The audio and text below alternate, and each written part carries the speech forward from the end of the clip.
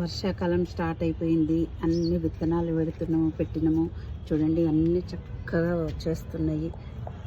అన్ని మొలకలు, ప్రతి ఒక్క చెట్టు పెట్టిందల్లా మనకు చక్కగా మొలకలు వచ్చేస్తున్నాయి. ప్రతిదీ ఇక్కడ కూడా బీర చెట్టు, ఇది అన్ని పైననేమో దోస చెట్టు పాకుంటూ పోతుంది, కిందకెళ్ళి ఈ చెట్లు బెండ చెట్లు, ఇవి కూడా మంచిగా వస్తూనే ఉన్నాయి. అన్ని వర్షాలకు మొలకలు వస్తున్నాయి.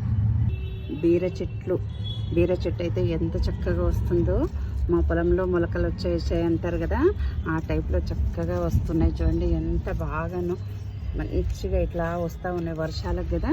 మళ్ళీ అన్ని మొలకలు వచ్చేసి మనకు హ్యాపీగా ఉంటుంది. చూడండి ఇవన్నీ తీగలు వచ్చేస్తున్నాయి చక్కగాను. ఒక్క చెట్టు చూస్తుంటే చూడండి, బెండ చెట్లు అన్నీ మంచిగా మొలకలు వచ్చేస్తున్నాయి. వర్షాకాలం కదా, విత్తనాలు పెట్టేసరికి అన్నీ మంచిగా మొలకలు వస్తున్నాయి అన్నమాట.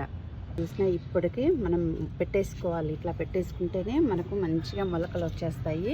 ఎందుకంటే మనకు వర్షాలు వచ్చినప్పుడు మనం అప్పుడు విత్తనాలు పెట్టుకున్నామనుకో పడిపోతాయి.